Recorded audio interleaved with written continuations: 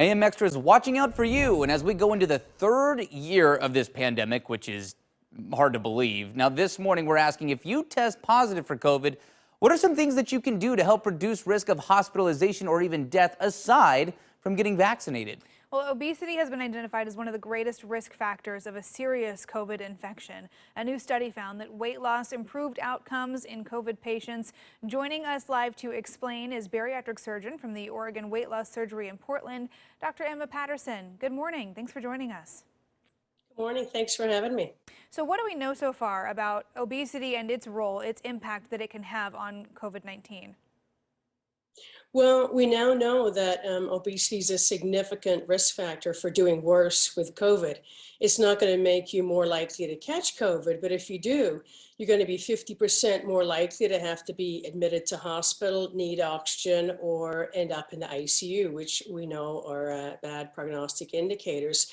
So COVID has really added to the many other comorbidities of obesity now, such as diabetes and high blood pressure and many cancers.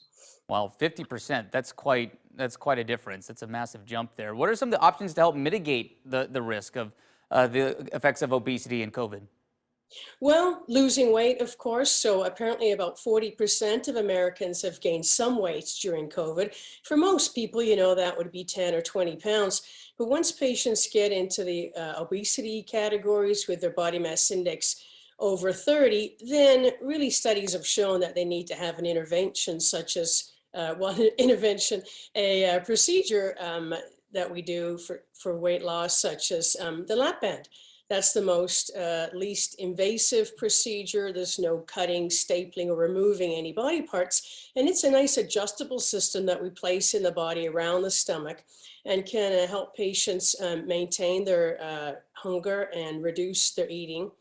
And studies have shown that patients lose a lot of weight, like 50% of their excess weight, and keep it off over 5 years. Yeah, it certainly has become a popular surgery for those looking at surgical intervention where weight loss is concerned. We've seen a lot of people over the last couple of years, though, really hesitant to go to the doctor, to follow up on, annual checkups or to go for anything because, they're worried about going into a healthcare setting right now, given the pandemic. So is it still something that people can go and do and learn more about while all of this is going on? It really definitely is because before, of course, we had this viral pandemic. We already had a pandemic in obesity. And so now they're going hand in hand. And, so in the pandemic, we've switched to a lot of Zoom meetings like this. So patients can still have a consultation. We can talk about things. Of course, they have to actually come in to the facility for surgery. But fortunately, I'm based in a surgery center, so we haven't been shut down very much yet in the pandemic, only at the very beginning. And now that we have more information that, in fact, weight loss surgery reduces people's risks of COVID, probably even when other elective surgeries get shut down, bariatric surgery likely should continue. The patients can still access us and they can get more information on our website, OregonWeightLossSurgery.com, all about COVID and obesity and the procedures such as the lap band.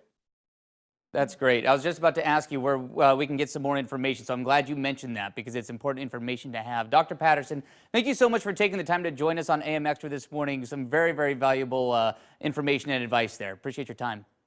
Thank you very much. All right, and if you need to get a COVID-19 vaccine or booster, a new clinic opens today.